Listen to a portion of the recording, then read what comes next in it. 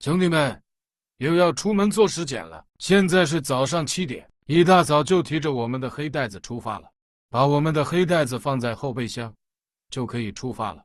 我们今天要去的地方是绵阳市盐亭县，全程200公里，平时开车大约要2个多小时。现在是清明节放假，路上太堵了，现在要开4个小时，真后悔答应委托方节假日加班了，只有硬着头皮开了。据委托方介绍，死者是一名留守儿童，平时跟着爷爷奶奶，最近一直有点发热、咳嗽，带去药店购买了一些药服用后，第2天叫吃饭的时候，家属发现人已经凉了。家属认为是吃药吃出了问题，为了解决双方的纠纷，委托我们尸检明确死因。兄弟们，终于到盐亭了，开了4个小时，屁股都坐痛了。下高速后，我们直接去殡仪馆。绝大部分时候，走到这种偏僻的路上时，说明殡仪馆就快到了。你还真别说，这环境还挺优美的。兄弟们，到殡仪馆了，又见到了熟悉的大门。上一次来这还是上一次，我们直接去解剖室开肝。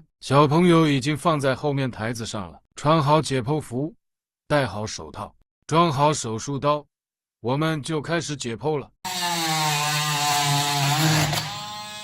2 hours later， 兄弟们，尸检结束。尸检主要发现死者气管及双侧支气管内大量黄白色脓痰，双肺多发黄白色感染样式变造，表面及切面多发斑片状出血样改变，初步考虑严重肺部感染，其他没有发现明显异常。尸检中提取心血做药毒物检验排查，具体死因待后续组织病理学以及药毒物检验明确。法医尸检提醒：发热咳嗽勿大意，正规就医要警惕。兄弟们，又干了2个多小时，现在是下午2点多，又累又饿，我们现在去干饭。兄弟们，中午我们随便吃点川菜，3个人2菜1汤，你们觉得这伙食怎么样？点了一个这个毛血旺，麻辣鲜香很入味，我再试试这个毛肚，看着就很有食欲，下饭的很。哎呀妈呀，太好吃了，脆得很。你们猜猜这是啥菜？这是火爆猪脆骨。你们再猜猜这是猪的什么部位？又是充实美满的一天，爆赞。Nice。